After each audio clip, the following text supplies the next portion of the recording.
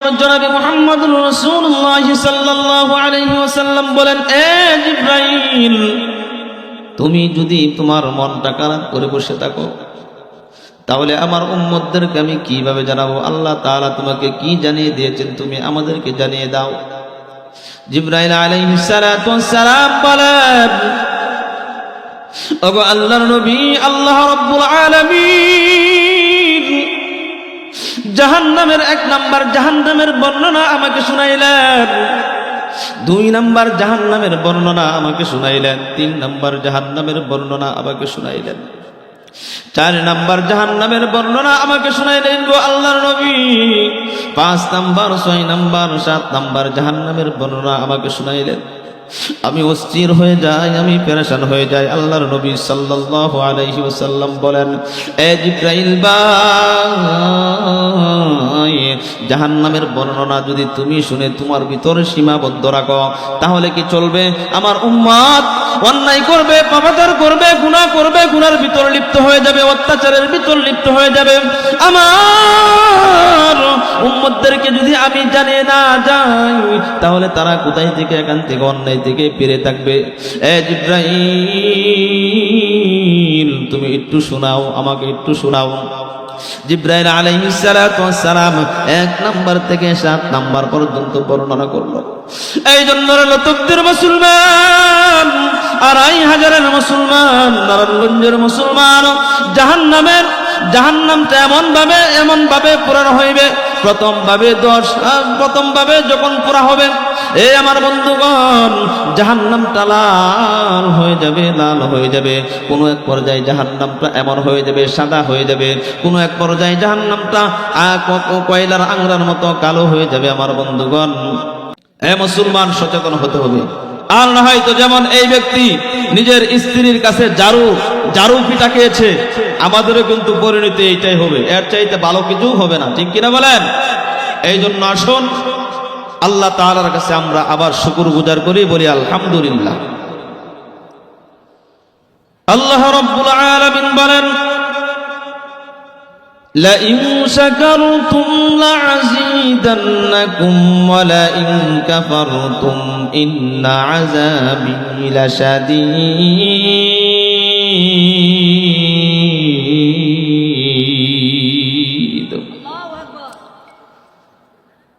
আল্লাহ রাব্বুল আলামিন বলেন, যে যত বেশি শুকরগুজার করবে আল্লাহ রাব্বুল আলামিন তার নিয়ামত আল্লাহ রাব্বুল আলামিন বাড়িয়ে দিবেন। শুধু তাই নয় রে মুসলমান, আল্লাহ রাব্বুল আলামিন অন্যতর আয়াতের ভিতরে আল্লাহ রাব্বুল আলামিন বলেন, আমি কত সুন্দর নিয়ামত দিয়েছি তোমাদেরকে। 2টি হাত দিয়েছি, 2টি চক্ষু দিয়েছি, 2টি পা দিয়েছি, 2টি কান দিয়েছি, 2টি নাক দিয়েছি, নাকের 2টা ছিদ্র দিয়েছি, ঠিক কিনা বলেন? অস্বীকার করার কোনো সুযোগ নাই রে মুসলমান। আল্লাহ রাব্বুল আলামিন পবিত্র কোরআনুল কারীমের ভিতর বলেন, আলাম নাজআল লাহু আইনাইনি ওয়া লিসানান ওয়া শাফাতাইন ওয়া হাদাইনাহুন নাজদাইন।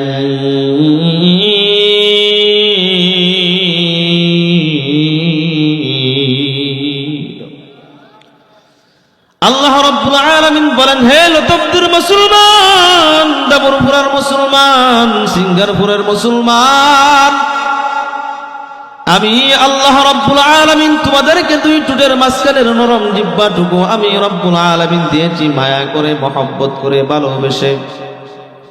জিহ্বাটুকু যদি আমি রাব্বুল আলামিন না দিতাম তোমরা কিন্তু কথা বলতে পারতা না। আমি তোমাদের প্রতি ইহসান করেছি, মায়া করেছি, ভালোবেসেছি, এই জন্য তোমরা সুন্দর সুন্দর কথা বলতে পারো, ঠিক কিনা বলেন? আমরা মাঝে মধ্যে দেখতে পাই টিয়া পাখির সুন্দর চেহারা দেখে আমরা বলি কত সুন্দর চেহারা, কত সুন্দর আকৃতি, কত সুন্দর রূপ। কিন্তু না না না, আমার আল্লাহ রাব্বুল আলামিন বলেন, টিয়া পাখি বলেন, আল্লাহ তাআলা আমাকে সুন্দর বানানোর পিছনেও কিন্তু একটাও দলিল দেয় নাই। কিন্তু বনি আদম সন্তানকে বানানোর পর আল্লাহ রাব্বুল আলামিন পবিত্র কুরআনুল কারীমের ভিতর আল্লাহ রাব্বুল আলামিন স্পষ্ট ঘোষণা করে দিয়েছেন, তোমরা সবচাইতে সুন্দর, তোমরা সবচাইতে সুন্দর। আল্লাহ রাব্বুল আলামিন বলেন, লাকাদ খালাকনাল ইনসানা ফি আহসানি তাকওয়ীম।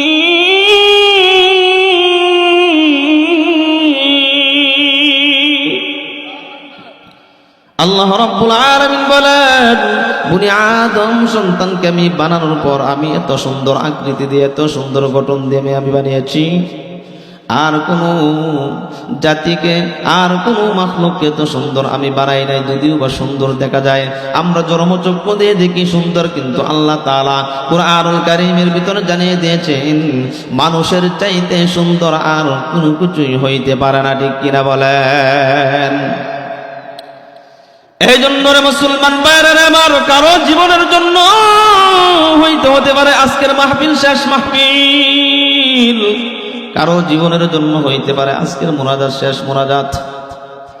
এই জন্য রে মুসলমান ইমানদার আল্লাহর গোলাম, পবিত্র কুরআনুল কারীম থেকে আপনাদেরকে আমি যে আয়াতে কারিমা তিলাওয়াত করেছিলাম, রাসূল পাক সাল্লাল্লাহু আলাইহি ওয়াসাল্লামের অসংখ্য হাদিসে মুবারাকা থেকে আমি যে হাদিসটুকু পড়েছিলাম, আল্লাহ রাব্বুল আলামিন পবিত্র কুরআনুল কারীমের ভিতরে বলেন, ইয়াউমা ইয়াফিরুল মারউ মিন আখিহি ওয়া উম্মিহি ওয়া আবিহি ওয়া সাহিবাতিহি ওয়া বানিহি। আল্লাহ রাব্বুল আলামিন বলেন, কাল কিয়ামতের ময়দানে সন্তান বাবা থেকে পলায়ন করবে, বাবা সন্তান থেকে পলায়ন করবে, স্ত্রী স্বামী থেকে পলায়ন করবে, স্বামী স্ত্রী থেকে পলায়ন করবে। হে মুসলমান ইমানদার আল্লাহর গোলাম, কেউ কাউকে কিন্তু চিনবে না। সাধারণ দুনিয়ার শান্তির ভিতর যদি একটু আঘাত লেগে যায়, ভাই ভাইকে চিনে না, ভাই বোনকে চিনে না, বোন ভাইকে চিনে না। কত মামলা, কত হামলা, কত কাটাকাটি মারামারি সমাজের ভিতর হয় কি হয় না? কিন্তু কাল কিয়ামতের ময়দানে, মুসিবতের দিনে আল্লাহর পয়গম্বর জনাব মুহাম্মদুর রাসূলুল্লাহ সাল্লাল্লাহু আলাইহি ওয়াসাল্লাম বলেন, আল্লাহর আসাদ্দু হারাম। আল্লাহর নবী, বিশ্ব নবী জনাব মুহাম্মদুর রাসূলুল্লাহ সাল্লাল্লাহু আলাইহি ওয়াসাল্লামের কাছে জিবরাইল আলাইহিস সালাতু ওয়াস সালাম গিয়া বললেন, ইয়া রাসূলুল্লাহ। আল্লাহর পয়গম্বরের কাছে জিবরাইল আলাইহিস সালাতু ওয়াস সালাম যখন গেলেন, যাওয়ার পর আল্লাহর পয়গম্বর বলতেছেন, না জিবরাইল, বুঝতে পারলাম না হঠাৎ করে তোমার চেহারাটা এত মলিন কেন, বিশ্রী কেন? আল্লাহর পয়গম্বর জনাব মুহাম্মদুর রাসূলুল্লাহ সাল্লাল্লাহু আলাইহি ওয়াসাল্লাম যখন এই কথা জানতে চাইলেন, আল্লাহর পয়গম্বর জনাব মুহাম্মদুর রাসূলুল্লাহ সাল্লাল্লাহু আলাইহি ওয়াসাল্লামের প্রশ্নের জবাব দিতে গিয়ে হযরতে জিবরাইল আলাইহিস সালাতু ওয়াস সালাম বলেন, ইয়া রাসূলুল্লাহ, ইয়া হাবিবাল্লাহ, আমার মনটা কি কারণে খারাপ হয়ে গেছে আপনি কি জানতে চান? এ আল্লাহর নবী, আল্লাহ রাব্বুল আলামিন জাহান্নামের বর্ণনা আমি জিবরাইল আলাইহিস সালাতু ওয়াস সালামের কাছে শুনিয়েছি, বর্ণনা করেছি। আমি জিবরাইল আলাইহিস সালাতু ওয়াস সালামের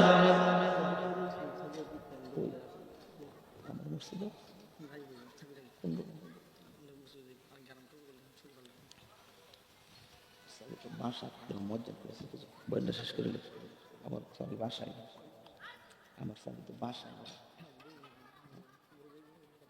বসতে বলো, আল্লাহর পয়গম্বর জনাব মুহাম্মদুর রাসূলুল্লাহ সাল্লাল্লাহু আলাইহি ওয়াসাল্লাম বলেন, এ জিবরাইল, তুমি যদি তোমার মনটা খারাপ করে বসে থাকো, তাহলে আমার উম্মতদেরকে আমি কিভাবে জানাবো? আল্লাহ তাআলা তোমাকে কি জানিয়ে দিয়েছেন তুমি আমাদেরকে জানিয়ে দাও। জিবরাইল আলাইহিস সালাতু ওয়াস সালাম বলেন, ওগো আল্লাহর নবী, আল্লাহ রাব্বুল আলামিন জাহান্নামের 1 নাম্বার জাহান্নামের বর্ণনা আমাকে শুনাইলেন, 2 নাম্বার জাহান্নামের বর্ণনা আমাকে শুনাইলেন, 3 নাম্বার জাহান্নামের বর্ণনা আমাকে শুনাইলেন, 4 নাম্বার জাহান্নামের বর্ণনা আমাকে শুনাইলেন গো আল্লাহর নবী, 5 নাম্বার, 6 নাম্বার, 7 নাম্বার জাহান্নামের বর্ণনা আমাকে শুনাইলেন। আমি অস্থির হয়ে যাই, আমি পেরেশান হয়ে যাই। আল্লাহর নবী সাল্লাল্লাহু আলাইহি ওয়াসাল্লাম বলেন, এ জিবরাইল ভাই, জাহান্নামের বর্ণনা যদি তুমি শুনে তোমার ভিতরে সীমাবদ্ধ রাখো, তাহলে কি চলবে? আমার উম্মত অন্যায় করবে, পাপাচার করবে, গুনাহ করবে, গুনার ভিতর লিপ্ত হয়ে যাবে, অত্যাচারের ভিতর লিপ্ত হয়ে যাবে। আমার উম্মতদেরকে যদি আমি জানিয়ে না যাই, তাহলে তারা কোথায় থেকে এখান থেকে অন্যায় থেকে ফিরে থাকবে। এ জিবরাইল, তুমি একটু শোনাও, আমাকে একটু শোনাও। জিবরাইল আলাইহিস সালাতু ওয়াস সালাম 1 নাম্বার থেকে 7 নাম্বার পর্যন্ত বর্ণনা করলো। এই জন্য লতকদের মুসলমান, 2500 মুসলমান, নারায়ণগঞ্জের মুসলমান, জাহান্নামটা এমন ভাবে পুরানো হইবে। প্রথম ভাবে যখন পুরা হবে, এ আমার বন্ধুগণ, জাহান্নামটা লাল হয়ে যাবে। কোনো এক পর্যায়ে জাহান্নামটা এমন হয়ে যাবে, সাদা হয়ে যাবে। কোনো এক পর্যায়ে জাহান্নামটা কয়লার আংরার মতো কালো হয়ে যাবে। আমার বন্ধুগণ, আল্লাহর পয়গম্বর জনাবে মুহাম্মদুর রাসূলুল্লাহ সাল্লাল্লাহু আলাইহি ওয়াসাল্লাম এই কথা শোনার পর আল্লাহর পয়গম্বর ঘরের ভিতরে গিয়ে, রওজার ভিতরে গিয়ে, আমার বন্ধুগণ, আল্লাহর পয়গম্বর জনাবে মুহাম্মদুর রাসূলুল্লাহ সাল্লাল্লাহু আলাইহি ওয়াসাল্লাম হুজরার ভিতরে গিয়ে দরজা লক করে সেজদায় পড়ে আল্লাহ রাব্বুল আলামিনের কাছে কান্নাকাটি শুরু করে দিলেন। এই দিক দিয়ে মদিনার লোকেরা হইচই শুরু করে দিয়েছে। আল্লাহর পয়গম্বরকে পাইরা হযরত আবু বকর খুঁজে, হযরত উমর খুঁজাখুঁজি করে, হযরত আলী খুঁজে, কিন্তু দেখা যায় আল্লাহর পয়গম্বরকে পেও পায় না। হযরত উমর রাদিয়াল্লাহু তাআলা আনহু বলেন, ওগো আল্লাহর নবী, আপনাকে কাফের মুশরিকরা কে জ্বালা যন্ত্রণা করেছে, কে অত্যাচার করেছে, একটু শুনতে চাই। কারণ আপনার কল্লা আনতে গিয়ে আপনার হাতে কালিমা পড়ে আমি মুসলমান হয়ে গেছি। সুবহানাল্লাহ। এই জন্য আমার বন্ধুগণ, জাহান্নাম বড় ভয়ঙ্কর। জাহান্নাম থেকে বাঁচতে চাইলে ওয়াজ মাহফিলে আসতে হবে, কোরআন হাদিসের কথা শুনতে হবে, উলামায়ে কেরামের সহবতে থাকতে হবে। ঠিক কিনা বলেন? আল্লাহ তাআলা আমাদের দেখেন, আমি তো আপনাদের নিজের মানুষ, ঠিক কিনা? যেহেতু